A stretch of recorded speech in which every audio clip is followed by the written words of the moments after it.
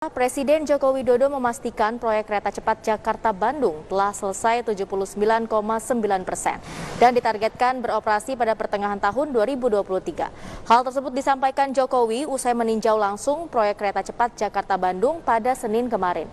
Dalam keterangan persnya, Jokowi mengakui proyek pembangunan kereta cepat Jakarta-Bandung menemui kendala yang harus diselesaikan di sejumlah titik, salah satunya adalah pintu masuk atau tunnel 2, sehingga perlu kehati-hatian dalam pengerjaannya. Presiden berharap nantinya keberadaan kereta cepat Jakarta-Bandung bisa memberikan daya saing baru bagi Indonesia dari sisi transportasi.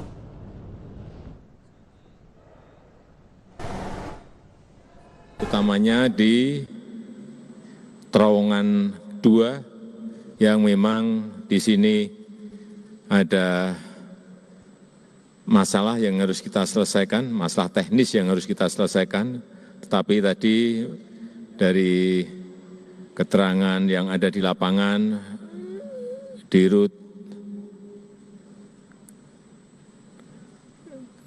KCIC, juga dari Pak Menko Marinvest, juga dari Kementerian PU, bahwa terowongan yang kedua ini memang berjalannya agak lambat karena memang jenis tanah yang ada di sini memang memerlukan kerja yang penuh kehati-hatian.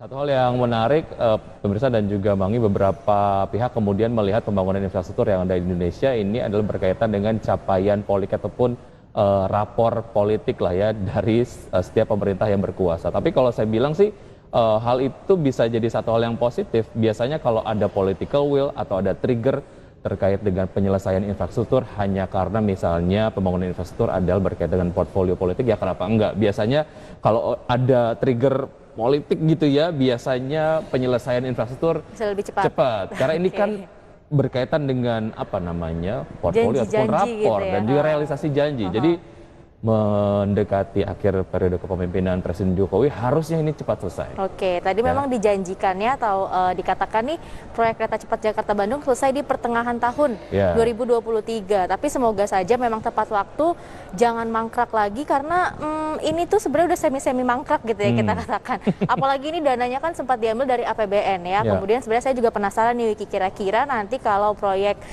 kereta cepat Jakarta-Bandung ini sudah jadi, sudah berhasil, emiten-emiten yang memang terlibat di dalamnya seperti Jasa Marga, kemudian ada Waskita Karya, ada Wika, ini kira-kira harga sahamnya akan naik nggak ya? Karena di tahun 2020 lalu kan harga saham BUMN Karya ini kan sempat anjlok banget. Betul. Nah, ini kira-kira akan jadi satu sentimen positif nggak ya, kita lihat nanti ya Wiki ya? Apakah sekarang saatnya untuk masuk ya? Karena mungkin harganya udah banyak terdiskon. Oke.